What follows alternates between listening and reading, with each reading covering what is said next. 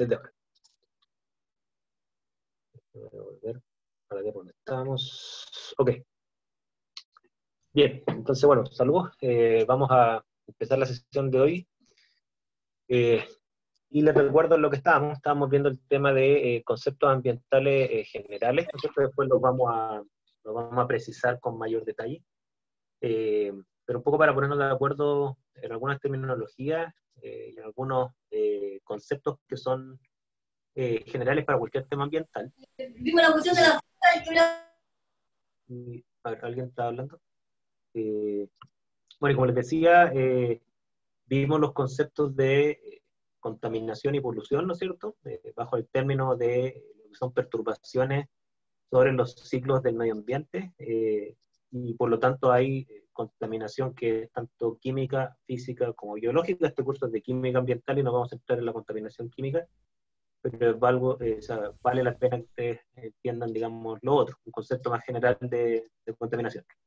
Y vimos además que este tema de la contaminación tiene una referencia respecto a una perturbación de un ciclo que se ha dado más o menos en los últimos siglos o miles de años, ¿no es cierto?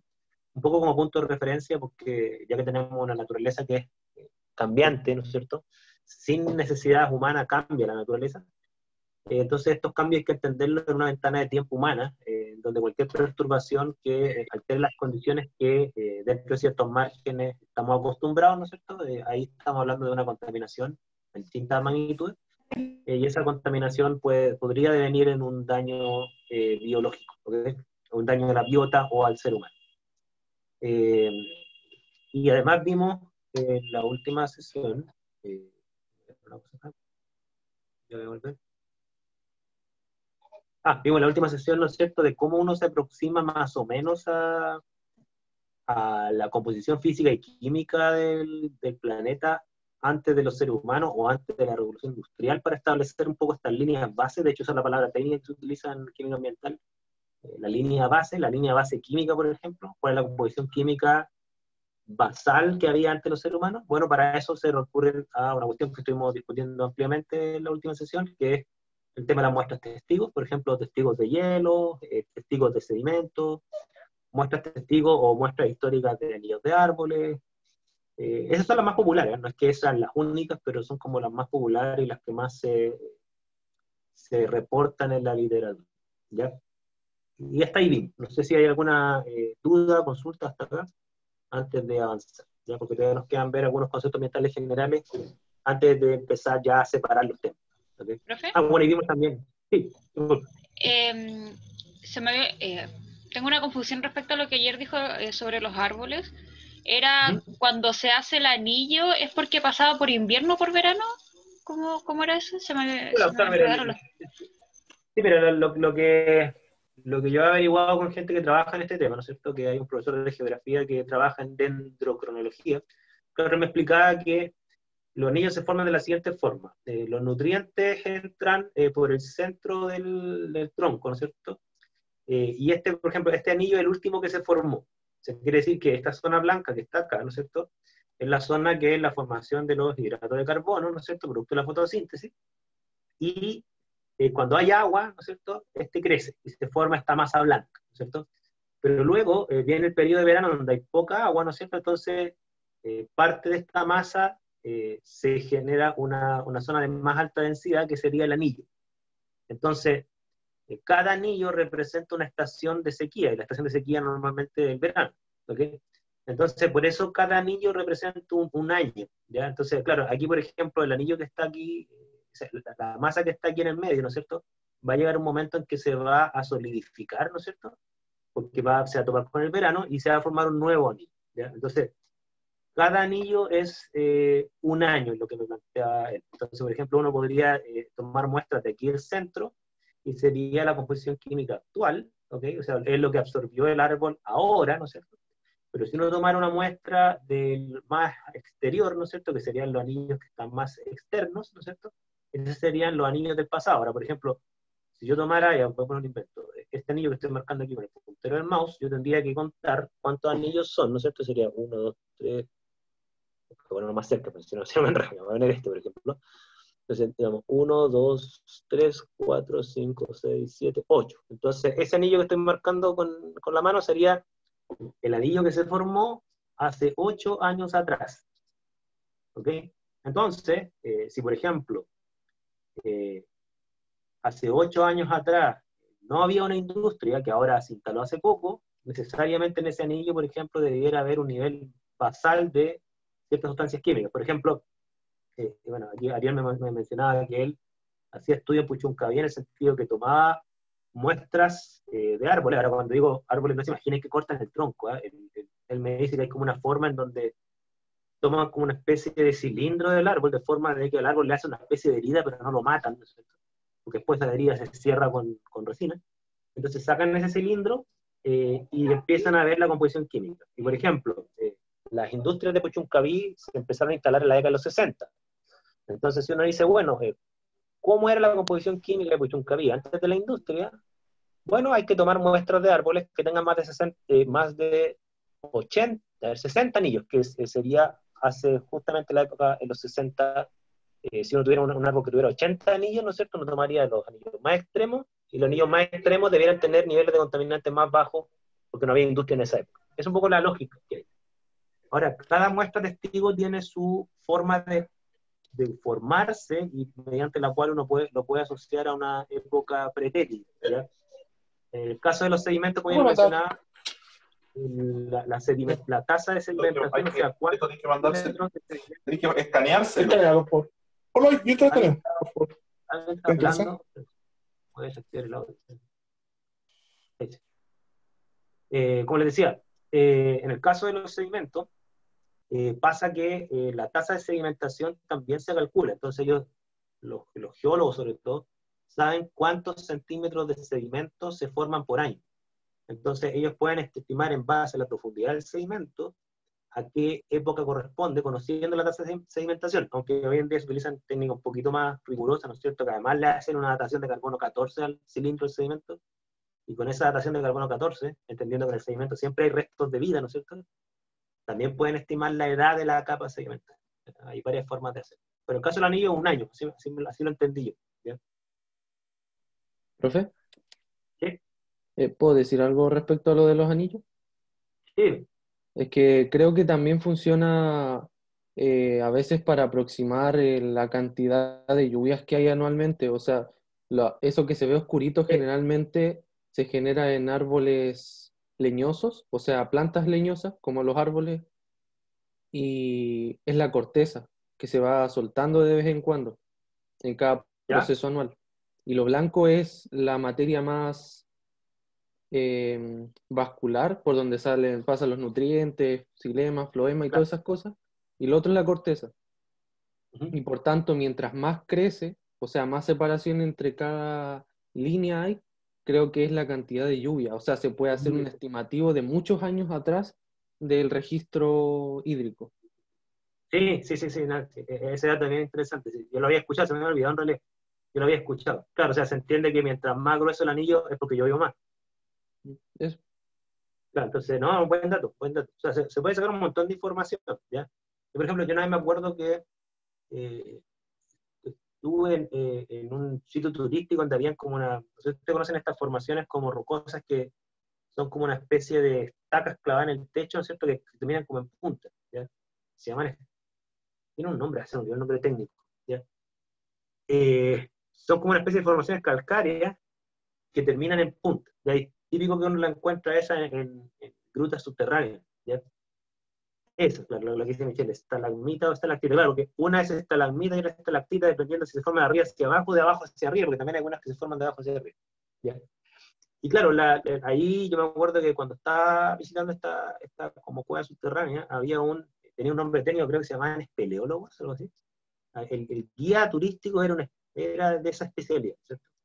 El tipo contaba también, porque ellos sabían cuánto se demoraba en formar eso, porque la tasa de crecimiento entre que el agua cae, viene con sales calcáreas disueltas, después se seca en la punta y se va creciendo el cristal, ellos también saben, por lo tanto, cuánto tiempo tiene esa muestra para formarse. Entonces, esa es típica muestra de testigo histórico.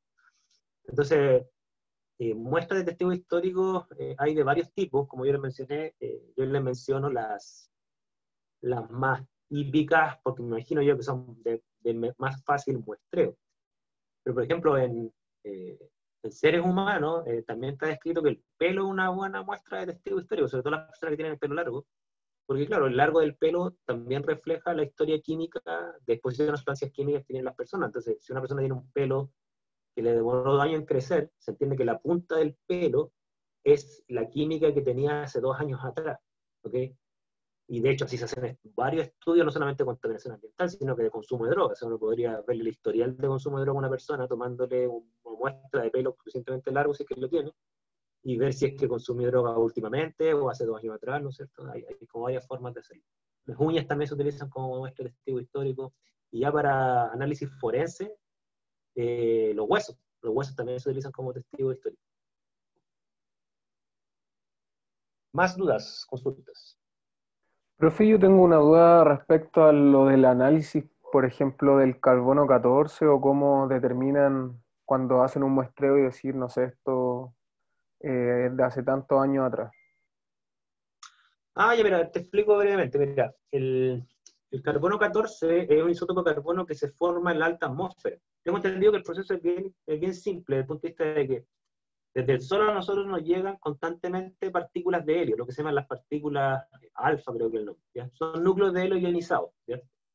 Entonces, en la alta atmósfera se tienden a formar una pequeña proporción de átomos que tienen más isótopos de lo normal, ¿ya? Que tienen más neutrones de lo normal, por eso se llega al carbono 14, ¿ok? Entonces, los niveles de carbono 14 que hay en la atmósfera son más o menos constantes, porque constantemente se está tanto consumiendo carbono 14, porque nosotros consumimos carbono 14 al momento que nos comimos los vegetales que tienen algo de carbono 14, vegetales que a la vez capturan el carbono 14, como también los otros isótopos de carbono desde la atmósfera por la fotosíntesis, ¿ya? Entonces, ¿qué es lo que pasa? El carbono 14 tiene un tiempo de formación, una cinética de formación en la alta atmósfera, y tiene una cinética de desintegración. Ya tiene un tiempo de vida media de, creo que algo cientos de años, ¿ya? Eso quiere decir que si se forma carbono 14 en la alta atmósfera, en términos molares, ¿no es cierto?, también se va a ir degradando en el tiempo. Entonces, tanto porque se forma como porque se va desintegrando, siempre nosotros tenemos un nivel de carbono 14 estable, ya que está cuantificado. Ahora, ¿qué es lo que pasa? Piensa tú, tú eres un ser vivo, ¿no es cierto? Entonces, como todo ser vivo, tú también tienes carbono en tu estructura. ¿Y por qué tienes carbono en tu estructura? ¿De dónde vienen esos átomos de carbono? De la comida, ¿ok? Esa comida, en última instancia, la base de la cadena trófica son los vegetales. Entonces, aunque tú comas carne, ¿no es cierto? Se entiende que esa carne, el animal la generó comiendo vegetales. Entonces, tu nivel de carbono 14 mientras tú estás vivo es constante y alto, por cuanto a pesar que tu carbono 14 se está desintegrando, tú estás constantemente ingresando carbono 14 a través de la alimentación. No sé si me explico hasta ahí, ¿ya? Ahora, del momento que un ser vivo muere, y por lo tanto, obviamente, deja de comer, ¿no es cierto? El carbono 14 que le quedó en el cuerpo no va a hacer más que disminuir, ¿ok? Porque ya no tiene ingresos de carbono 14, ya no come. Entonces el carbono 14 que le quedó, dado que tiene un tiempo de vida media, ¿no es cierto?, va a empezar a bajar su concentración, porque ese isótopo es inestable, ¿ok?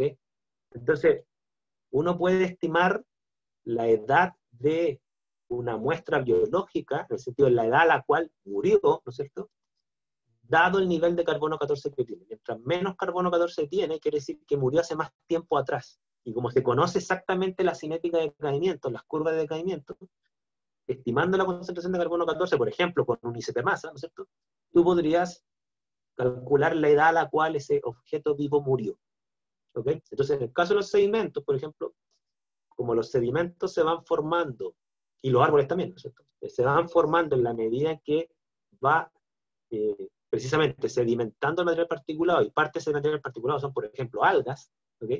Claro, las algas están ahí, están vivas, se reproducen, pero después mueren, se desintegran, caen al fondo del sedimento, y esa alga va a tener cada vez menos carbono 14 mientras más tiempo haya muerto, ¿no es cierto? Entonces, tú puedes estimar la vida o la edad de la capa, tanto en un anillo de un árbol, como lo que tiene que ver con la edad de una capa sedimentaria, midiendo el carbono 14 de materia orgánica que proviene de la descomposición de un ser vivo. Es un poco como la idea. Ahora, el carbono 14 no es el único isótopo que se utiliza para datar. Lo que pasa es que para efectos de tiempo de vida, ¿no es cierto?, que estamos hablando de cientos o miles de años atrás, es muy útil. Ya cuando tú quieres ver otros procesos que duran millones de años, el carbono 14 no sirve porque tiene un tiempo de vida media muy corto. Ahí tú requieres otro tipo de isótopos que tienen tiempo de vida más largo, así como de millones de años, para datar procesos de millones de años atrás.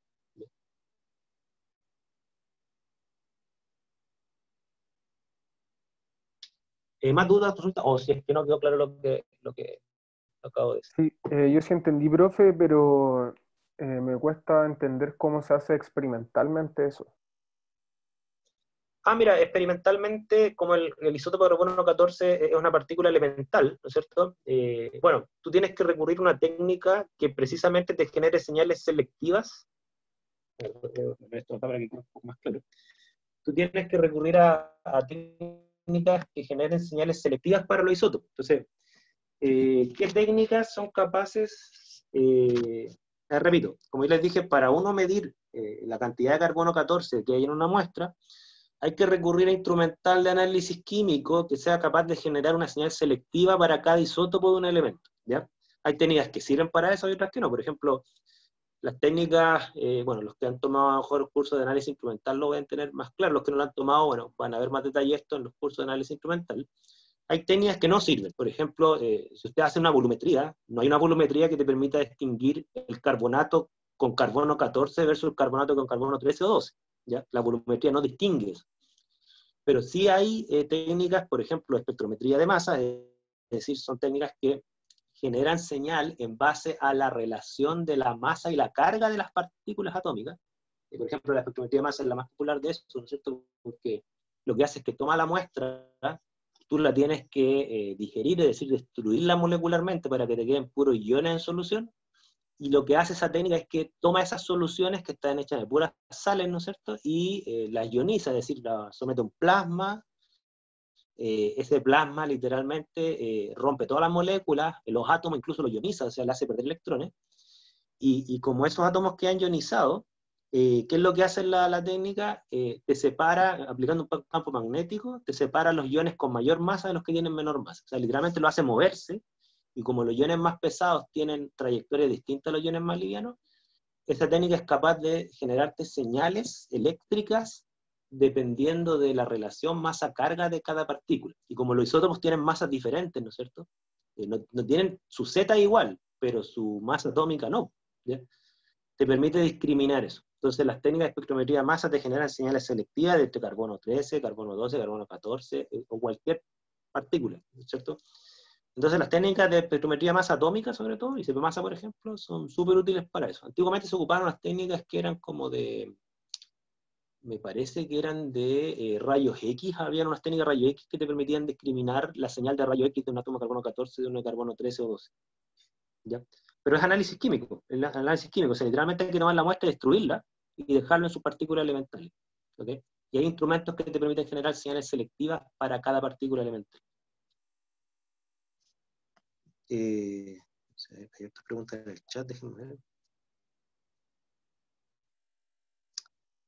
Claro, o sea, aquí me pregunta Nicolás si el estudio de los fósiles está basado en la detección de carbono 14. Tengo entendido, te voy a dar un dato que no estoy del todo seguro, tengo entendido que para algunos fósiles nomás, ya porque cuando los fósiles tienen demasiado tiempo de antigüedad, por ejemplo, recuerden que nosotros vimos ayer esta escala de tiempo que mostraba que la vida empezó entre 2.000 a 3.000 millones de años atrás. Tengo entendido cuando estamos hablando de miles de millones de años atrás, tengo entendido que el carbono 14 ya no sirve, ya porque tiene tan poco carbono 14 un ser vivo de esa época que ya el equipo ni siquiera te lo puede medir, ¿ya?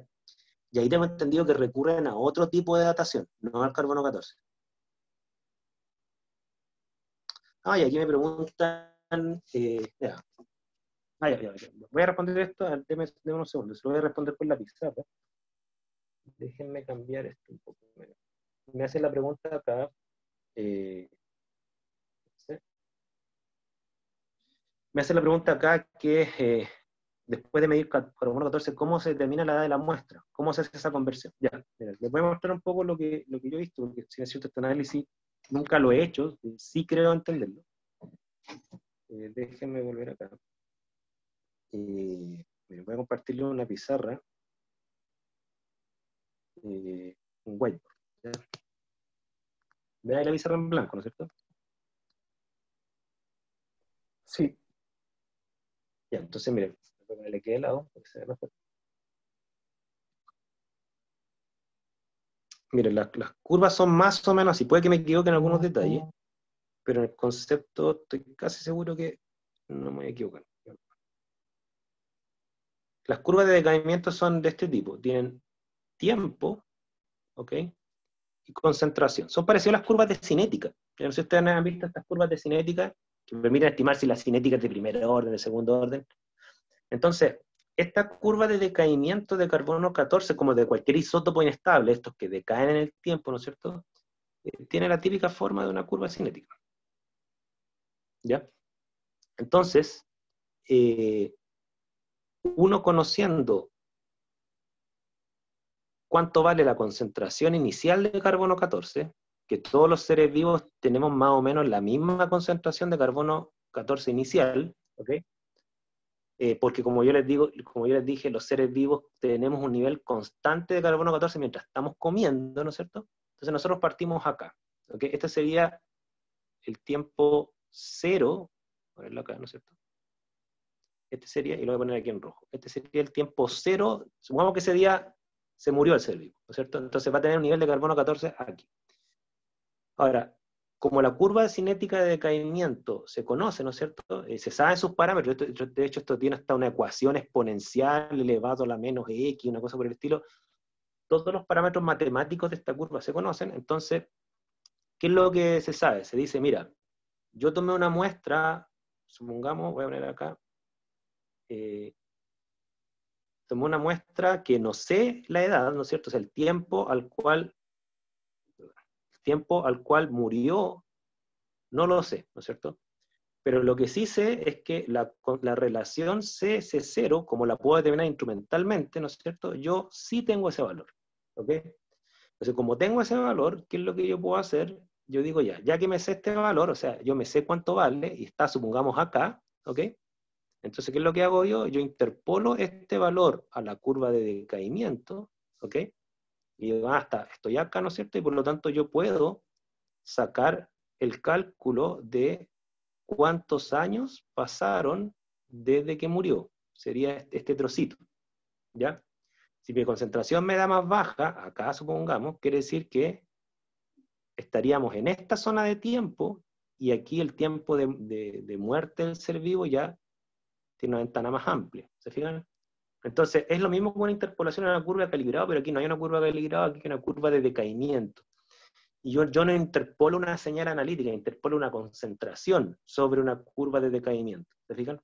Entonces, dado que me sé el C0 y dado que me sé la forma de la curva de decaimiento para el carbono 14, cada isótopo tiene su curva de decaimiento, yo puedo estimar entonces el tiempo que ha pasado desde que murió.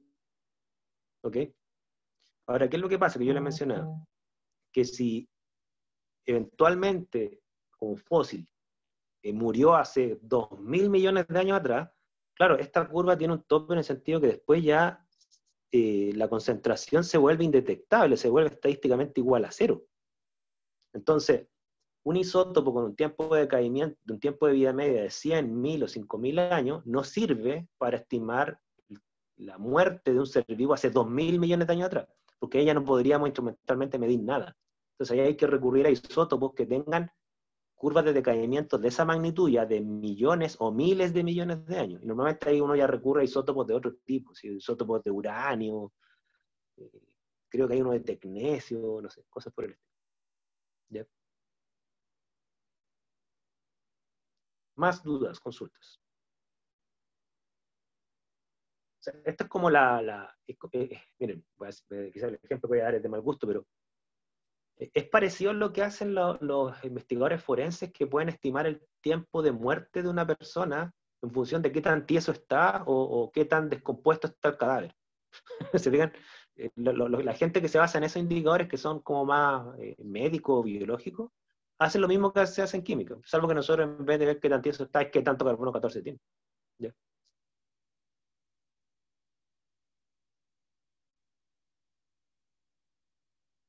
Más dudas, consultas, por favor.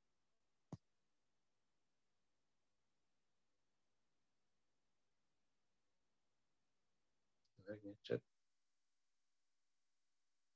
Ya. ¿Profe? ¿Sí? En este aspecto, no tiene conocimiento si es que hay una mezcla de estudios entre microbiología y paleontología. Pero a ver, depende del problema, o sea, porque normalmente los estudios, cuando uno hace un estudio, obedece a ciertas preguntas que uno quiere responder, ¿ya? A ver, te pongo un caso, que creo que apunta a lo que tú mencionas. Claro, cuando uno quiere saber, por ejemplo, cuánto eran los niveles de dióxido de carbono que había en la época de los dinosaurios, claro, ahí hay que empezar a hacer un tipo de juego entre cuestiones geológicas, ¿no sé? Tomar muestras de carácter geológico, ¿no es cierto? Porque hay que tomar muestras que se hayan formado en esa época, entonces hay que recurrir un poco a las capas geológicas que hay, ¿no es cierto? Conocer su tasa de formación. Los geólogos son expertos en decir esta capa corresponde a la época paleolítica, etcétera, ¿no es cierto? Y ahí, claro, se puede cruzar con mucha información, pues eso se puede cruzar con información biológica, con información química, ¿no es cierto? Para poder estimar indirectamente muchos parámetros como cuánto oxígeno había. Por ejemplo, piensa tú cómo lograron determinar que antiguamente, antes de que existiera cualquier ser vivo, por ejemplo, no había oxígeno. Entonces, el cruce de información de tipo paleontológica, química, es enorme, enorme. O sea, ahí te pongo un caso, mira, la típica cuestión que yo he visto, a pesar que nunca lo he hecho, te dicen a ti, mira, un sello que tiene una atmósfera rica en oxígeno es que, por razones químicas, para los que estudiamos químicas es obvio, es que los compuestos del suelo de esa época deben tener estado de oxidación elevado. Por ejemplo, en el suelo no hay hierro 2, mucho, hay puro hierro 3. No hay arsénico 3, hay muy poco, hay mucho más arsénico 5. No hay en la superficie de los suelos metano, lo que hay es carbonato. Si uno se empieza a ver todo el estado de oxidación de los elementos que hay hoy en día en la corteza terrestre, obedecen a elementos que tienen estados de oxidación propios de un potencial redox del oxígeno, ¿ya? Entonces, yo me imagino, porque así lo he visto en algunos reportajes de la tele, entonces uno saca algunas conclusiones, que cuando empiezan a estudiar, por ejemplo, la química prebiótica, ¿no es cierto? Claro, tú vas a tener que tomar muestras geológicas de esa época, incluso antes de los seres vivos, eso lo identifican los geólogos, y después hacer una caracterización química para ver los estados de oxidación que tienen los elementos en esa muestra y cruzar información, ¿no es cierto? Claro, ahí viene todo este estudio interdisciplinario que te podrían llevar a responder preguntas. Y tú me preguntaste por la parte paleontológica y microbiológica, me preguntaste, si me recuerdo. Sí, porque sé que hay una parte de la ciencia forense que se complementa mucho con la microbiología, pero tenía la duda si es que en paleontología también se podía ver y acabo de encontrar que sí se puede. ¿Se puede? Ya, mira, yo problemas así, ¿qué preguntas responde el cruce de esas dos disciplinas? No estoy tan al tanto, claro, yo me sé algunos casos que no son paleontológicas, son microbiológicas sí, son forenses sí, son de épocas previas sí, pero no así de la época paleolítica, ¿no? Por ejemplo, Sí, lo que acabo de encontrar es aplicado a reconstrucción paleoambiental, así es lo que estaba diciendo hace unos segundos atrás. Ah, ya. Claro, porque yo conozco, los casos que más conozco es, no sé, pues cuando se trató de determinar de qué murió Tutankamón, no me acuerdo. ¿Ya? Y claro, son muestras de momias, ¿no es cierto? Y hacen estudios forenses viendo el tema de si encuentran restos ya medio fosilizados del bacilo de Koch y si hay deformaciones de hueso. Claro, pero no es la época que tú me estás mencionando. Pero, como yo les decía, todo esto depende de la pregunta y las muestras testigos históricas, ¿no es cierto? Ahí como que las fronteras disciplinares se cruzan, pues, o sea, la dendrocronología, ¿qué es? ¿Es biología? ¿Es química? ¿Es física? Es una cuestión súper interdisciplinaria. Las ciencias forenses, ¿qué son? ¿Son de química? así como, no sé, como esta serie CSI New York, ¿ya? O es una cuestión más interdisciplinaria, yo creo que es lo último, ¿ya? Entonces, bueno, las investigaciones son súper, súper interesantes, para qué les voy a mentir. Estas cuestiones interdisciplinarias son muy interesantes, pero también me consta que son terriblemente caras, ¿ya? O sea, yo por eso quizá en Chile falta un poco de eso.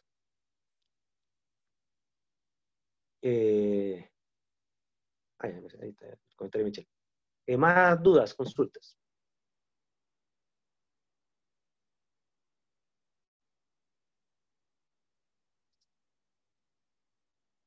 Ya, voy a sacar entonces lo que está en la pizarra en blanco. Bueno, igual está quedando grabado, así que no hay problema. Y vamos a volver al PowerPoint que estamos viendo. Ya. Ok, entonces nosotros estamos viendo también, bueno, esto que aparece acá, que dentro de todos los contaminantes, dentro de todos los testigos históricos que estamos hablando, están estos testigos históricos, como les digo, de los árboles, de los hielos, de los sedimentos, pero también, y esta es una cosa nueva que vamos a ver, pero se me olvidó, acá. Una de las cosas que en términos químicos se utiliza, ¿no es cierto? En el caso de los sedimentos, uno lo que ve reflejado cuando el testigo es bueno, ¿no es cierto? Son curvas de este tipo, fíjense. Aquí lo que muestra este gráfico son los contenidos de cadmio, mercurio, plomo y zinc, ¿no es cierto? Por ejemplo, cadmio es el que está acá arriba, el superior izquierdo, en muestras de sedimentos que reflejan una época. Por ejemplo, este sedimento fue lo suficientemente profundo como para tener capas desde el año 1600, más o menos, hasta el año 2000. Y si ustedes se fijan, cuando uno empieza a ver los niveles de cadmio que hay en estas tres muestras sedimentarias, porque estas son muestras de sedimentos de tres lugares diferentes, ¿ok? La línea, este triángulo como medio verdoso, este otro medio púrpura creo, y el de arriba es como medio rojo. Esas tres curvas que están ahí, ¿no es cierto?, reflejan más o menos lo que la gente que trabaja en ciencia ambiental siempre toma como un axioma, ¿ya? Y es que antes de la revolución industrial, más o menos podríamos hablar de la línea química base natural, ¿ya? Por ejemplo, aquí, ¿qué es lo que se muestra? Que hasta 1900, más o menos, los niveles de cadmio eran muy bajos, ¿no es cierto?, en las tres muestras en los sedimentos, las tres muestras que se tomaron, y ya cuando estamos entrados en 1900, las tres muestras se comienzan a disparar. ¿Ya? Algunas más que otras, ciertamente, ¿ya? Pero todas comienzan a aumentar de concentración. Entonces, ¿qué es lo que podemos decir? Y esta sería como la consecuencia lógica, sería, bueno, dado que las industrias son las que más han contaminado antropogénicamente, es decir, más han perturbado por razones humanas los ciclos de las sustancias químicas, ¿no es cierto? Podemos decir, por lo tanto, que los niveles de concentración de cadmio, mercurio, plomo o zinc que habían antes de la revolución industrial son los niveles basales de esa zona. ¿Ok? Para el caso de la zona verde, Gotland, ¿no es cierto?, es aproximadamente un poco menor a 0,2 miligramos por kilo, ¿ya? Para el caso de esta línea media púrpura que es Bornholm, no sé, esa localidad no sé cuál es, pero digamos, pero otra zona, ¿no es cierto?, los niveles basales son un poquito más altos, son un poco más bajos que 0,4, ¿ya? Entonces uno, ¿qué es lo que puede decir? Bueno, yo puedo decir que actualmente estas zonas están contaminadas por cadmio, sobre todo la primera, la línea roja y la púrpura, ¿no es cierto?, por cuanto los niveles actuales, por ejemplo la línea roja, tiene un nivel actual de aproximadamente 2 ppm de cadmio, cuando el nivel basal es aproximadamente 0,3. ¿Ok? O sea, tiene entre 5 a 7 veces más de lo normal, de lo basal. Por lo tanto, está contaminado. ¿Ok? ¿Se entienden? ¿Dudas? ¿Consultas? Profe, entonces así se genera la definición de contaminación en este ámbito. Claro, así se estima experimentalmente. Ya la definición es, como yo le dije, contaminación es cualquier, química en este caso, ¿no es cierto?, es cualquier perturbación que genere un desequilibrio en los ciclos químicos de la sustancia. Eso sería como una definición típica de contaminación química, ¿ya? El asunto es metodológicamente cómo yo sé que un sitio está contaminado. Entonces, cómo yo sé que un sitio está contaminado es comparándolo con un nivel basal. Y el nivel basal, independiente de la muestra, en este caso son sedimentos, se entiende que es una muestra que refleje la composición química antes de la revolución industrial. Y ojalá muestra de esa misma zona, ¿ya? Porque ¿qué es lo que pasa? Que, les pongo otro ejemplo, miren. Siempre en Chile se ha cuestionado decir que Puchuncaví está contaminado con arsénico, ¿ya? Porque uno dice, mira, el arsénico, hay 400 ppm de arsénico en Puchuncaví, en el suelo de Puchuncaví. Y nosotros decimos está contaminado. Entonces, hay personas que no sé si lo hacen por ingenuidad o por falta de información, dicen, tú no puedes decir que Puchuncaví está contaminado porque no hay una definición oficial de contaminación de acuerdo a las leyes chilenas. Ya es un tema legal, o sea, que las leyes chilenas estén atrasadas no me impide a mí como científico decir que está contaminado, porque también hay leyes en otros países que sí hablan de contaminación de suelo y existen normas de suelo. Pero el otro argumento que dan, que es el que encuentro un poquito más de peso, dicen, además los niveles de arsénico en Chile naturalmente son muy diversos. O sea, hay suelos que tienen naturalmente mucho arsénico, hay suelos que naturalmente tienen poco arsénico, porque como Chile es bien largo, ¿no es cierto? Entonces abarca una diversidad química del suelo bien grande. Entonces, ¿cómo tú puedes decir que 400 ppm es algo que refleja una contaminación y no un nivel basal? ¿Okay? Ese es como el argumento que dan. Y ese argumento ¿en qué se basa? En que dicen que, por ejemplo, que si tú te vas para el norte de Chile, tú te vas a topar con lugares, y yo lo he visto en congresos, ¿no es cierto?, que tienen 1000 ppm de arsénico naturalmente. O sea, por ejemplo, han tomado muestras en localidades de estos pueblitos perdidos en medio del desierto, que con suerte viven 20 personas, ¿no? O sea, no hay ni una industria ni cerca, ¿no es cierto?, y tienen 1000 ppm, 800 ppm, ¿no es cierto?, y eso es lo natural. Entonces, ese argumento lo encuentro bueno, ¿ya? Ahora, ¿cuál es el tema? Que la forma de resolver esa disputa, ¿no es cierto?, de que si los niveles de arsénico actuales de Puchuncaví obedecen a la contaminación del sector o a un nivel basal, ¿no es cierto?, que es naturalmente alto, es mediante formas como esta, ¿no es cierto?, tomando muestras en profundidad, muestras de sedimento en profundidad, muestras de suelo en profundidad, ¿ya? O tomando muestras de arsénico en los árboles, por ejemplo, para ver si es que los niveles de arsénico en un árbol en los anillos más actuales es más alto, más bajo o igual que en los anillos más del pasado, ¿no es cierto? Así se zanja la disputa. Ahora, sí, claro, aquí Marco dice, en Arica el nivel de arsénico en el agua es alto, o sea, en Arica, en Antofagasta, yo viví un año en Antofagasta y los niveles de arsénico naturalmente superaban la norma chilena de agua potable. La norma chilena de agua potable, del agua potable de Antofagasta, ¿no es cierto?, creo que eran algo así como 50, 100 ppb, cuando la norma es 10, ¿ya? Ahora, el asunto está, ¿y por qué era alto? Lo que se había estudiado era que el agua natural que alimentaba la planta ya traía una cantidad de arsénico gigante, y la potabilización no elimina ese arsénico, ¿ya? Entonces, claro, ahí estamos hablando de niveles naturalmente altos, lo cual no quiere decir que no es dañino, o sea, hay circunstancias naturales que nos hacen daño, ¿ya? Claro, y ahí, bueno, Michelle nombra unos datos bien interesantes, ¿no es cierto?, de que, claro, hay algunas poblaciones, sobre todo de la gente que viene de pueblos originarios de ahí, no sé, aymaras, cosas por el estilo, que naturalmente tienen resistencia, parece que genética, no sé, a altos niveles de arsénico. De hecho, hay un estudio bien bueno, miren, una cuestión que toca por coincidencia unos temas que yo estoy investigando. Yo investigo un elemento que está al lado del arsénico, que es el antimonio, como parte del mismo grupo, ¿ya? Y fíjense que hay unos medicamentos de antimonio que se utilizan sobre todo en Bolivia, Perú, Brasil, que es para un parásito que afortunadamente en Chile no hay, que es el parásito de la leishmaniasis, que se pega por un mosquito, ¿ya? Y fíjense que en esas poblaciones de gente que proviene de pueblos originarios, esos medicamentos no funcionan, porque al parecer su bioquímica, sobre todo sus canales proteicos celulares, están hechos de tal manera que como que tienen impedido el ingreso, o bastante disminuido, el ingreso de arsénico al interior de sus células. Creo que tienen menos expresión de una proteína, la aquaporina 3, o no sé, una aquaporina, ¿ya? Entonces, ¿y qué es lo que pasa? Que estos medicamentos que yo les menciono, los de antimonio, precisamente funcionan más o menos por los mismos canales de los canales del arsénico. Entonces, en esas poblaciones esos medicamentos no están funcionando. Y tiene que ver un poco con lo que dice Michelle, así como que hay cierta resistencia a metales y metaloides, y por coincidencia se está viendo reflejado en que en esas poblaciones los medicamentos no funcionan.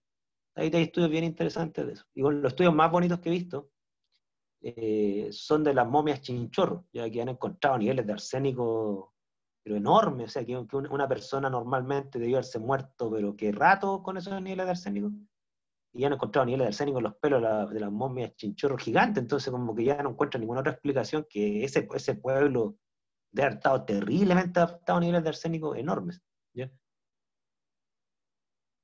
En fin. Y fíjense que casi todas las curvas que se toman hoy en día en distintas zonas del mundo siguen más o menos la misma tendencia. ¿Cuál es la tendencia? Niveles de sustancias químicas, sobre todo las minoritarias, las trazas, muy bajas antes de la revolución industrial y después casi todas saltan después de la revolución industrial. O sea, la revolución industrial ha afectado la química superficial de muchísimos elementos que son considerados trazas. ¿Cuáles son los trazas? Recordemos, los elementos que tienen número atómico mayor al hierro y que por lo tanto sus niveles de concentración son de partes por millón para abajo. ¿Ok? Profe, ¿y por qué se daba eso? Se daba porque recuerden que los elementos de la tabla periódica se sintetizan en los núcleos de la estrella. Entonces, mientras la estrella está viva, está miles de millones de años sintetizando elementos de número atómico elevado, hasta el hierro. ¿Por qué hasta el hierro? Porque la fusión nuclear es exotérmica hasta el hierro. Entonces, cuando ya no puede fusionar más elementos, porque ahora ya están todos con número atómico elevado, como hasta el hierro, ahí las reacciones de fusión nuclear se vuelven endotérmicas. Y como se vuelven endotérmicas y consumen energía, ¿no es cierto? La estrella ya colapsa por su propia gravedad, ya no tiene una presión interna para mantener su gravedad, y la estrella revienta. Y esa explosión que dura segundos, minutos, ¿no es cierto? En ese pequeño lapso de tiempo sintetiza un poquito de elementos de número atómico mayor. Es como un edificio que se cae, y la energía de la caída del edificio es lo poco que se utiliza para fusionar elementos más pesados. Entonces, todos los elementos de número atómico mayor al hierro son re poco abundantes porque nuestro planeta se formó como residuos de una explosión de estrellas. Esa es la teoría cosmológica de la formación de los planetas, ¿ya?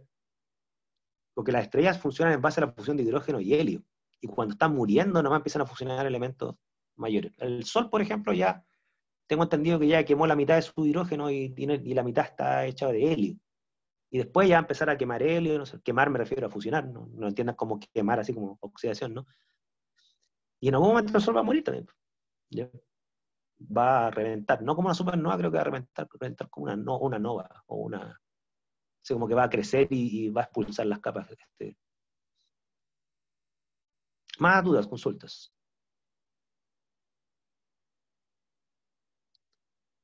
Miren, aquí está, a ver, les voy a explicar esto un poco, porque miren, esta figura que estamos viendo acá son las concentraciones determinadas en las capas sedimentarias que hacen referencia a un año determinado, ¿ok? Lo que está acá es un parámetro ambiental que ustedes se lo van a topar muchísimo, y en mi juicio es uno de los más fáciles de entender, a pesar que muchos dicen que es inútil, ¿ya? Yo lo encuentro terriblemente útil, no sé por qué lo critican tanto. Este parámetro se llama factor de enriquecimiento, ¿ya? ¿Qué es un factor de enriquecimiento? El factor de enriquecimiento, al primero se lo voy a definir conceptualmente, después matemáticamente. Conceptualmente, como su nombre lo dice, estima la cantidad de veces que un elemento sea concentrado en una muestra respecto a una línea basal. ¿Ok? Ahora, así como yo se lo estoy describiendo, quizás ustedes podrían llevarse una impresión errada de que el factor de enriquecimiento es simplemente, supongamos acá, ¿no es cierto? Perdón. Acá.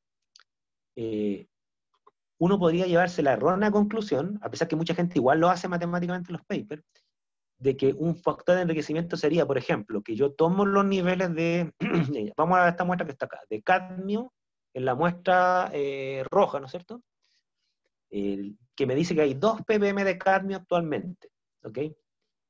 Y lo que había antes eran, ya, supongamos que es 0,4 o 0,2, por poner un número redondo. Entonces uno diría, bueno, si es 0,2 antes en la línea basal y ahora es 2, uno diría, erróneamente, la palabra, erróneamente, que el factor de enriquecimiento es 10, es decir, 2 dividido por 0,2. ¿Ok? Si bien es cierto, hay gente que hace ese cálculo, o sea, calcula la cantidad de veces más concentrada que está una muestra respecto a un nivel basal, ¿no es cierto? Eso se hace en los papers. Eso no es la definición exacta de factor de enriquecimiento. ¿Qué es el factor de enriquecimiento? Y aquí se lo voy a leer, y aquí viene un poco la definición matemática. Dice que es la concentración del metal o el elemento en general, ¿no es cierto?, en la muestra, la capa que estamos midiendo, la actual, pero normalizado a un nivel de aluminio, ¿ya? O sea, en el fondo, ¿qué es lo que hacen? Ellos dicen, mira, dado que la formación de las capas obedece a varios procesos químicos y físicos, el incremento de una concentración de un elemento podría darse no solo por razones de contaminación, ¿okay? Podría darse, por ejemplo, un invento, podría darse porque la capa superficial es más densa que la capa profunda. Por ejemplo, hay menos agua, ¿ok? Entonces, falsamente uno diría, oye, mira, está más concentrado el cadmio. A lo mejor está más concentrado porque tiene menos agua. No porque realmente se ha concentrado el cadmio ahí producto de una emisión. No sé si me explico, ¿ya? O sea, en el fondo, el incremento de una concentración de un elemento en una muestra podría obedecer ciertamente a un episodio de contaminación, como podría obedecer a otras cosas, ¿ya? Podría obedecer a procesos más físicos, ¿no es cierto? A que de repente hubo un terremoto y mezcló algunas cosas nomás, pero no fue una contaminación. Entonces, para evitar esas falsas conclusiones, ¿qué es lo que hacen? Normalizan respecto a un elemento abundante. Entonces, ¿qué es lo que hacen en el fondo? Calculan la concentración del elemento, cadmio, lo dividen por la concentración del aluminio, que es un elemento muy abundante, ¿no es cierto? Y eso es lo que va en el numerador. O sea, en el numerador no va la concentración del metal, va la concentración del metal dividido por la concentración de aluminio, en la capa superficial. En el denominador no va la concentración del metal de la línea base, va la concentración del metal de la línea base dividido también por la concentración de aluminio, o hierro, o un elemento de referencia. En eso todavía no se ponen de acuerdo los químicos ambientales. Algunos utilizan aluminio, otros utilizan hierro, ¿no es cierto? Entonces, ¿qué es lo que dicen? Si hay cualquier proceso natural que concentra los metales, porque comprimió más la capa, vaya uno a saber, ¿no es cierto? Necesariamente va a afectar tanto a mi elemento, el cadmio, como también al de referencia, el aluminio. Entonces la proporción se va a mantener, ¿ok? Entonces el factor de enriquecimiento se refiere a esta división. No sé si me explico del todo, ¿ya? ¿Se entiende, no? Porque yo sé que no es fácil de entender.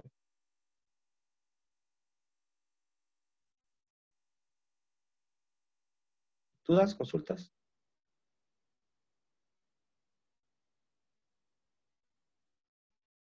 Profe, entonces en Entonces, el numerador por va ejemplo, la concentración del elemento que midió como en el año, no sé, 2000, dividido en la del aluminio, el 5%. Y abajo, donde pone la concentración del metal de línea base, dividido por el aluminio, claro. Claro, claro, o sea, como dices tú, va la concentración del metal medido el año 2000, dividido por la concentración del aluminio también en el año 2000. ah, ya, ¿Okay? ya, Aquí le ponen 5% asumiendo que, por ejemplo, claro. pero puede ser otra, tú la cambias. En el caso de la línea base, que sería, por ejemplo, la concentración de cadmio el año 1840, supongamos, ¿no es cierto? Pero va dividido por la concentración del aluminio bien esa, ¿ya? Entonces, en el fondo, es calcular el mismo factor de enriquecimiento que uno intuitivamente podría calcular, pero normalizado respecto al aluminio. Esa es como la conclusión. ¿Y por qué se normaliza respecto a un elemento? Es para evitar llegar a falsas conclusiones de que se contaminó cuando en el fondo fue un proceso físico que concentró a todos los elementos por igual. Como yo le decía, podría ser que justo esa capa se presionó, y esa capa tiene una densidad más alta que la otra, y por lo tanto te va a dar concentraciones más altas, pero no por contaminación. Si afectó a todos por igual, la relación se va a mantener.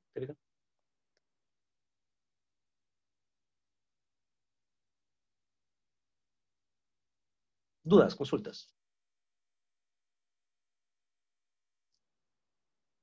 Fíjese que acá hay una tabla, ¿no es cierto?, que muestra, estas son típicas divisiones ambientales que por experiencia la han clasificado así, ¿no?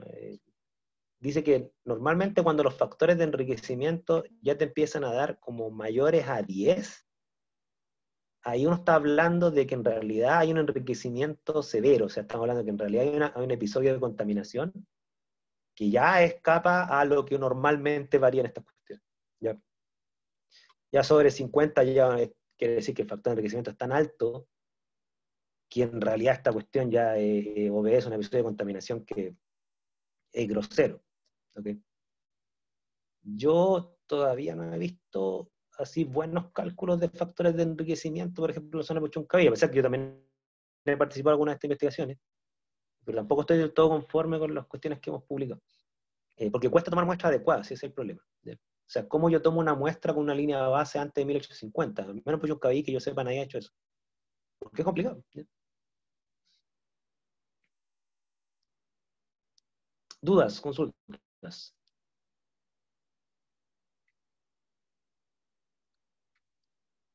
Entonces, esto que estoy mencionando se lo mostré aquí, así como una pequeña pincelada, ¿no es cierto? Con algunos ejemplos de paper. Van a haber algunos trabajos parciales que yo les voy a dar que analicen algunos papers un poco para profundizar estos temas. ¿Ya? A ver, voy a saltarme esto un poco. Este es el paper de los cuales saqué esta figura. ¿Ya? Fíjense que acá, un poco lo que estamos mencionando, miren, aquí cambian el isótopo para datar la capa sedimentaria, aquí con un isótopo de plomo. No me sé los fundamentos del isótopo de plomo, ¿ya? Me sé los de carbono 14, lo del plomo aún no lo sé, no sé cuál es el origen de ese isótopo. El de carbono 14 me lo sé, que el que se los dije, el de plomo 210, no lo sé. Pero ocupan otro isótopo por lo mismo, porque el carbono 14 a lo mejor no es muy adecuado para esto, no lo sé, hay cada quien utiliza los mejores isótopos posibles. Entonces, normalmente lo que uno hace a nivel de estudios ambientales es tratar de estimar líneas base. Entonces, todo monitoreo ambiental tiene como dos propósitos. Describir los niveles de las sustancias químicas actuales, pero para poder concluir si esos niveles representan un episodio de contaminación o no, hay que compararlo con líneas base. Los estudios que tienen plata hacen esto que yo les acabo de mencionar, ¿ya? Testigos de hielo, testigos de sedimento, pero para eso se requieren sistemas de muestreo y datación que muy pocos laboratorios en Chile lo tienen. Yo no lo tengo, ojalá lo tuviera. ¿Sí? Son muy, muy caros. Yo sé que la única institución de la zona que yo conozco que hace esto, más o menos, porque tampoco lo hace hacia el nivel que le estoy diciendo, es el Centro de Tecnología Ambiental de la Santa María. ¿Ya? Ellos han hecho muestras, también un poco apoyados también con laboratorios europeos, toman muestras de lo que se llama los hielos eternos, toman muestras de cilindros, lo que se llama las calicatas de las profundidades de la nieve, que en el fondo hacen una cosa parecida, pero con capas de nieve más que de hielo, ¿no es cierto? De hecho, tengo un amigo que fue compañero de carrera de química industrial cuando estudié en la Católica del Paraíso, que trabaja ahí, y yo vi unos videos de él así que sale bajando su helicóptero, haciendo un hoyo en la nieve, tomando esta muestra, ¿no es cierto? Es como bien aventurero, hay que tener alma de comando para hacer esas cuestiones. ¿Ya?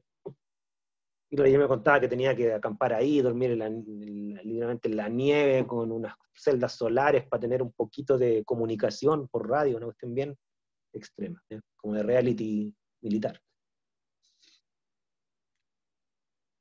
Bien, perdón, voy a hablar un poco. Ya, entonces lo que estamos viendo nosotros, ¿no es cierto?, es el tema de la contaminación y cómo se determina. Y también hay que entender que los contaminantes tienen distintos estados de la materia. Tienen estados gaseosos, líquidos, sólidos, ¿no es cierto? Y esto que yo estoy mencionando no es trivial porque tanto el nivel de enriquecimiento de una sustancia como también el estado de la materia en la cual la sustancia se encuentra son dos variables de las cuales depende el nivel de peligrosidad o de riesgo, ¿no es cierto?, que representan estas sustancias para nosotros. A nivel estadístico, y cuando veamos química atmosférica lo vamos a ver con mucho más detalle, está archidescrito que la contaminación que más mata gente es esta, las partículas en suspensión atmosférica, por lejos, ¿ya?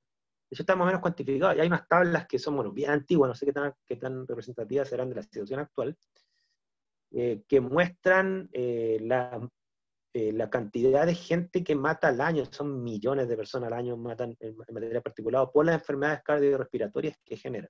Incluso solamente en Santiago, tengo entendido que se estiman más de 3.000 personas al año que mueren por ese tipo de contaminación, solo en Santiago, ¿ya? Pero claro, pero como un tipo de contaminación que afecta lentamente, claro, no genera tanto impacto mediático, pero si uno ve los datos, y uno lo entiende ciertamente, ¿no es cierto? Claro, los datos por masacre dicen que esa es la fuente de contaminación la más dañina que existe, ¿ok? La contaminación del suelo es muy difícil que llegue a un ser humano, ¿ya? Porque nadie anda comiendo tierra salvo los niños chicos, ¿ya? Creo, no sé si me imagino que uno de ustedes come tierra esta edad, ¿no es cierto? Pero sí nosotros comemos vegetales que se cultivan en esos suelos contaminados, pero de toda esa contaminación que está en el suelo, ¿cuánto va a parar al vegetal? Siempre es una fracción, no es toda, ¿ya? Entonces, y además de ese vegetal contaminado que uno se come, una fracción de ese contaminante que está en el vegetal queda en nuestro cuerpo, la mayoría es excretado. Entonces, la contaminación del suelo tiene otros efectos sobre la vida humana, los tiene ciertamente, pero mucho menor que las partículas. Las partículas es una cuestión que se respira, va directamente a los alvéolos pulmonares, torrentes sanguíneos, enfermedades cardiorrespiratorias, y claro, quizás cuando uno es joven no ve el efecto, pero cuando la gente ya tiene un sistema respiratorio más frágil, ahí es donde un resfriado simple pasa a una neumonía y se han cortado, se mueren. ¿Ya? Eso afecta a los niños y a los ancianos. Y como la palabra se han cortado, no, es muy académico. Mueren, perecen. ¿Ya? Bueno, y esto es respecto a la contaminación y el efecto sobre la vida, ¿no es cierto? Pero también obviamente hay otros efectos que escapan a este curso, pero es bueno que ustedes lo tengan claro. Nosotros nos vamos a referir ahora a la inoculación y la muerte, pero también hay temas de degradación de hábitat, del ciclo, y una de las cosas que más se discute hoy en día, que creo haberse los dicho la semana pasada, es la pérdida de biodiversidad. Dicen que eso es lejos lo más grave que está pasando hoy en día con la contaminación, la pérdida de la biodiversidad. Porque, por ejemplo, la contaminación por partículas, esta que estamos viendo acá, hoy en día es mucho menor que antes. Las normas de contaminación atmosférica por material particulado, las hoy en día son muchísimo más estrictas que las que habían antes. La atmósfera que había en Santiago antes, estoy hablando de principios de los 90, era muchísimo peor calidad que la que hay ahora. ¿Okay? Entonces las atmósferas de las grandes ciudades se han ido limpiando, siguen estando contaminadas, pero cada vez menos, porque hay mejores tecnologías, los automóviles son más eficientes, hay convertidores catalíticos, ¿no es cierto? Entonces ya los medios de transporte cada vez generan menos partículas, y las normas son más exigentes también.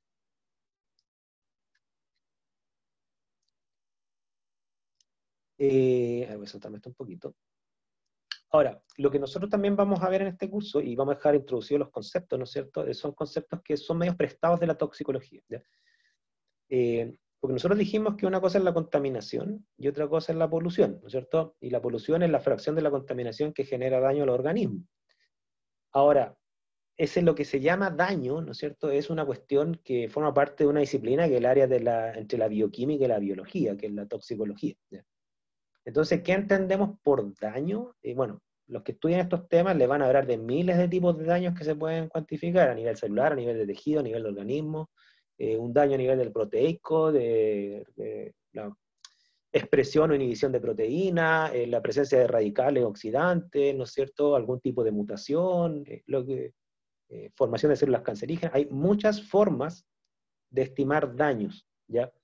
Entonces, ¿qué es lo que hace la gente química ambiental? Un poco para comparar la peligrosidad de una sustancia con un estándar común, con uno, porque ya que hay tantos parámetros toxicológicos que medir, ¿cómo yo puedo estimar de alguna forma simple, o sea, realistamente simple, ¿no es cierto?, el grado de peligrosidad que tiene una sustancia química arrojada en el ambiente, que eso ya forma parte de una rama de la toxicología que se llama ecotoxicología, ¿no es cierto?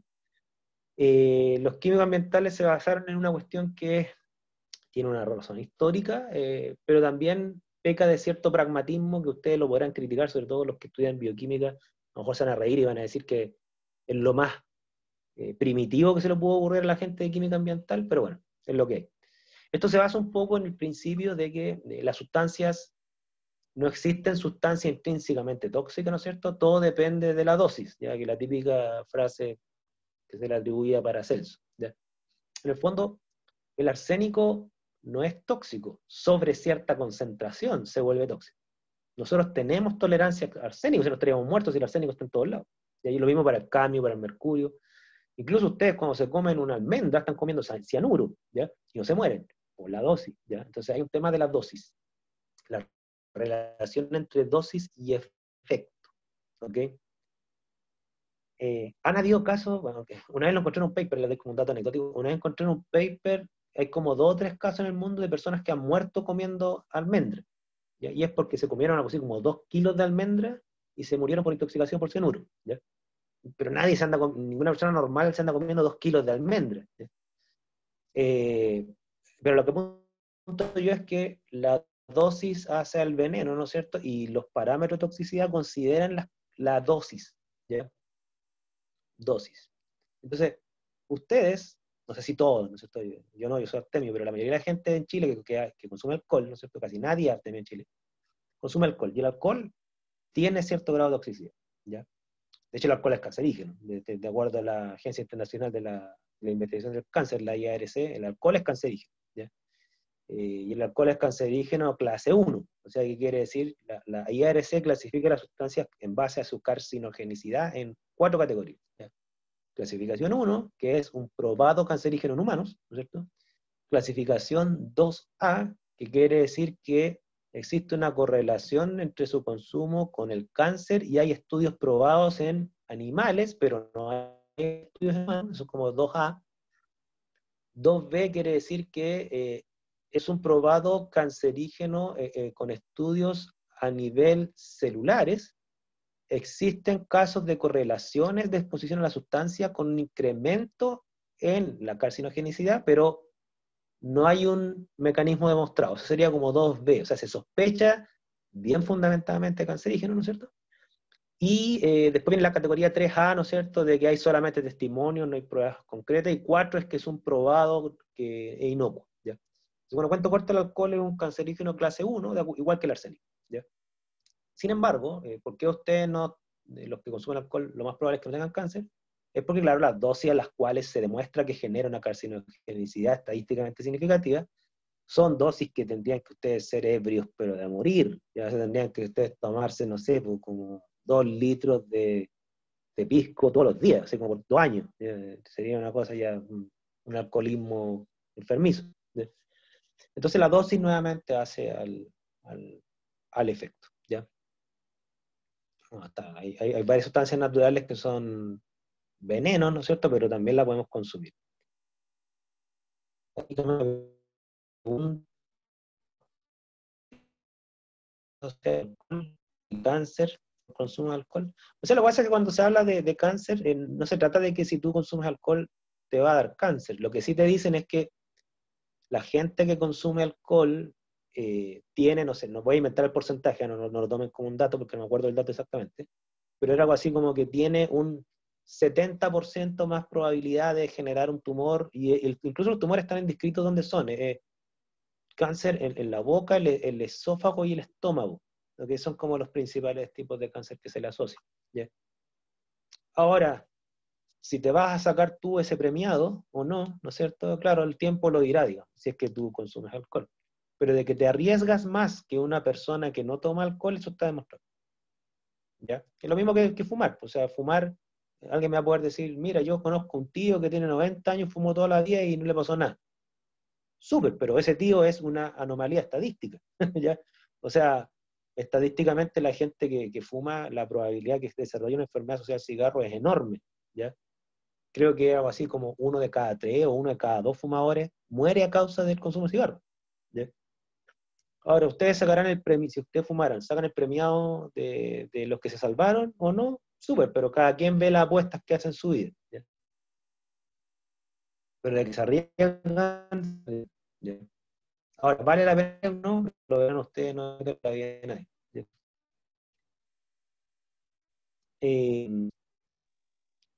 Me queda un poquito menos. Entonces, después me voy a ir a esta terminología. Las sustancias químicas que se arrojan al ambiente, ¿no es cierto? Y que uno realmente no quiere exponerse voluntariamente a ellas, pero están ahí, ¿no es cierto? Podrían llegar a nosotros, normalmente las principales vías, no las únicas, pero son por lejos las principales, son mediante 3 vías, ¿ya? Una es contacto dérmico, ¿ok? Es decir, hay ciertas sustancias, sobre todo las que son más apolares, las que tienen moléculas más planas, ¿no es cierto? Las que, digamos, tienden a tener anillo aromático, son las típicas, que penetran la barrera de la piel, ¿ya? Y entran al torrente sanguíneo a través de la piel, ¿ya? Hay un caso bien triste, ¿no es cierto?, que es el caso del dimetilmercurio, no el etilmercurio, el dimetilmercurio, de una investigadora que estudiaba esa sustancia, ¿no es cierto?, y tuvo contacto con su piel y se murió después de agonizar como un año, ¿ya? A través de la piel entró a su cuerpo, ¿no es cierto? Está descrito hasta en los artículos. Y era una sustancia química de la cual esta investigadora era experta, pero así todo, incluso estaba ocupando guantes, ¿ya? Pero lo que no sabía era que el guante era polar, penetró la barrera del guante, entró, llegó a su piel, se intoxicó y le generó un daño irreversible que luego de un año decantó en su muerte. A través del intestino, por ejemplo, si ustedes comen, y obviamente que gran parte de los nutrientes difunden a través del intestino, ¿no es cierto? Bueno, puede llegar a su... Esa se llama la vía trófica, ¿no es cierto? Por comerse la sustancia, ¿ya? Y uno obviamente que no tiene ojo atómico ni molecular, entonces uno se come una manzana, asumiendo que la manzana no tiene niveles preocupantes de cadmio, de arsénico, cuando podría tenerlo, ¿ya? Como también a través de la respiración, a través de los pulmones, ¿ya? Y ahí está el material particulado, como yo les mencionaba. Ahora, de estas tres vías, lejos, independiente de la sustancia química, si tomamos la misma sustancia química, cualquiera que sea, ¿ok?, y nos exponemos a ella a través de la piel, a través del alimento o a través de los pulmones, si es que es posible, ¿no es cierto?, por lejos la más peligrosa es los pulmones, ¿ya? Porque ahí ni siquiera hay una barrera intestinal que pueda superar esto, ¿ya? Es decir, más directo que los pulmones ya sería que ustedes se inyecten la sustancia directamente a sus venas, ¿ok? Entonces la vía respiratoria es lejos la más preocupante porque es la que tiene menos barreras para impedir el ingreso de esta sustancia a la sangre, porque una vez que entra a la sangre se distribuye en los órganos y ahí, bueno, pasa lo que pasa, ¿ya? Entonces los contaminantes atmosféricos, ya sea porque están en estado gaseoso o porque están como material particulado fino, en donde las barreras pulmonares y respiratorias no los atrapan, ¿no es cierto?, sobre todo el material particulado fino, son los que generan más daño normalmente, ¿ok? Ahora, voy a saltarme esto, perdón. Entonces tenemos barreras celulares, tenemos barreras, por ejemplo, de tejidos, ¿no es cierto? Pero lo que es el sistema respiratorio, las barreras son súper débiles para sustancias gaseosas y particuladas finas. De hecho, a nivel de química atmosférica, se estima que cualquier partícula que tenga un diámetro inferior a 2,5 micrómetros, para efectos de las barreras respiratorias, se comporta como un gas, es decir, entra directamente al torrente sanguíneo. Con suerte, en los alvéolos pulmonares, alguno que otro macrófago atrapará esa parte de esas partículas, ¿ya?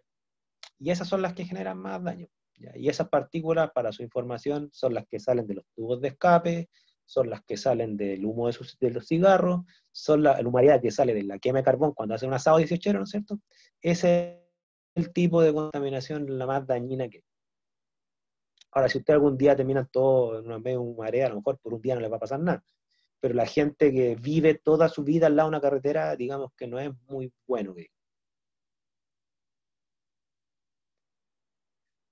¿Y cómo se estima esto? Y esto es lo que yo le decía, que es medio brutanteque, que lo que se hace en ciencias ambientales, ¿no es cierto? Dado que son tantas las variables, en el sentido de el tipo de efecto que podría generar una sustancia química a nivel de cáncer, proteínas, radicales, el tipo de vía de ingreso de la sustancia al cuerpo, ¿cómo yo puedo estimar con un parámetro comparativo que esa sustancia es peligrosa o no para el ser humano? Bueno, el parámetro que más se utiliza en ciencia ambiental es la dosis letal media, ¿ya? ¿Qué es la dosis letal media? Es la concentración de la sustancia a la cual muere la mitad de una población de seres vivos, ¿ok? Esa es la dosis letal media. Ahora, una mezcla entre razones metodológicas como también éticas, obviamente que yo no puedo saber cuánto es la dosis letal media de una sustancia para un humano, porque tendríamos que matar a la mitad de población de humanos para saber ese valor, ¿ok? Entonces obviamente que ese dato no existe. Entonces, ¿cómo se estima una dosis letal media? Normalmente se estima con ratones, ¿ok? yo sé que quizás muchos de ustedes puede que sean animalistas con justa razón, y uno se tiende a sorprender, yo también me sorprendo porque yo no soy bioquímico, entonces esto de que trabajen con ratones y que mueran ratones en experimentos, una cosa como que me da hasta cargo de conciencia, ¿ya? Pero yo hablando con la gente que trabaja en estos temas, me dice que, bueno, hoy en día no han encontrado una forma que permita obtener una dosis letal media lo más representativa posible para estimar la peligrosidad del ser humano que no sean ratones, porque me contaron que, por ejemplo, que no pueden hacerlo con células, porque obviamente un mamífero con todos sus órganos, ¿no es cierto?, y con todo su sistema inmune, es mucho más representativo de una dosis letal media real estimada para seres humanos. ¿Ya? Entonces hay que recurrir a un mamífero que se reproduzca rápido, ¿no es cierto? Y bueno, a pesar que hoy en día toda esta cuestión éticamente hay comités de ética que lo controlan mucho, o sea, para que un comité de ética autorice hacer estudios con ratones de este tipo, ¿no es cierto? Debe ser en el marco de un conocimiento que realmente sea fundamental para mejorar la calidad de vida de la gente. ¿Ya? Entonces, igual ahí hay como un equilibrio entre el tema ético-moral de matar animales por hacer experimentos versus los beneficios que puede traer para la humanidad. ¿Ya?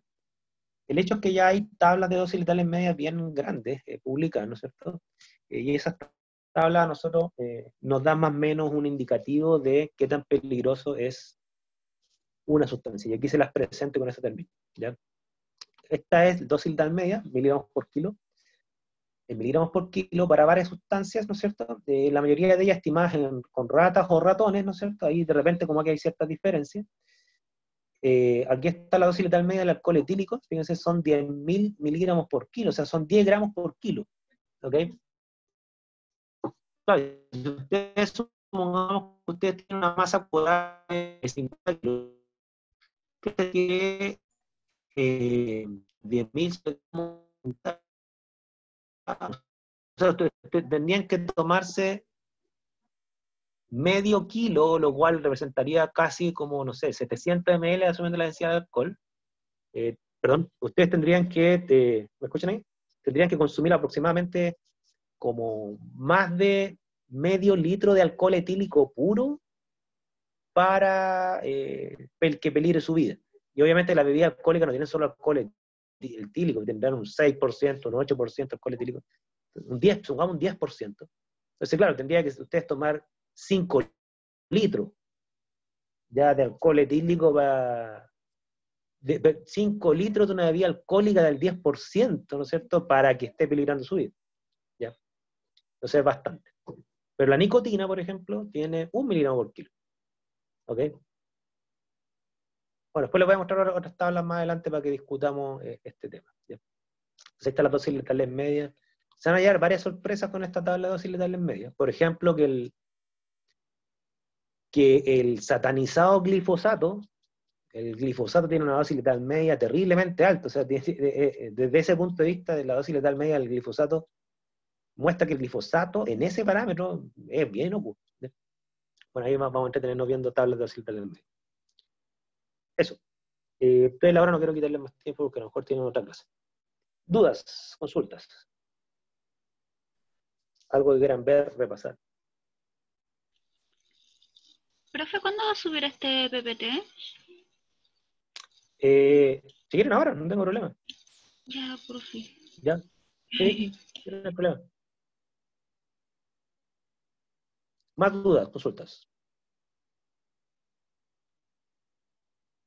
¿No? Yo tengo una duda respecto a la tarea, ¿Sí? pero es que no entendí bien.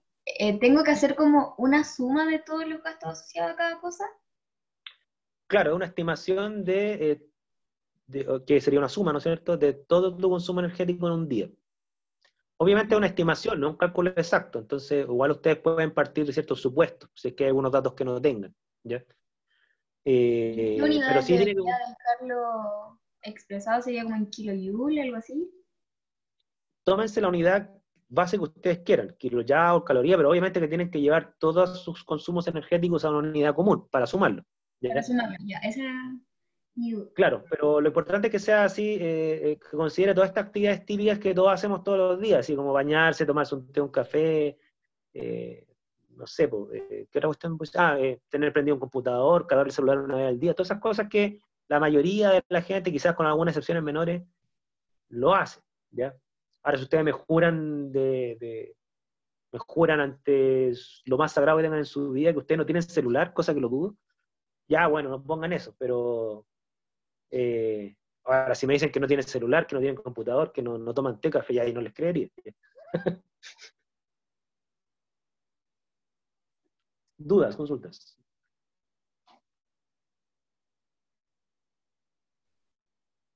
Ok. Digamos entonces, bueno, la entrega sí, es en un día, o sea, es un consumo energético diario, ¿ya?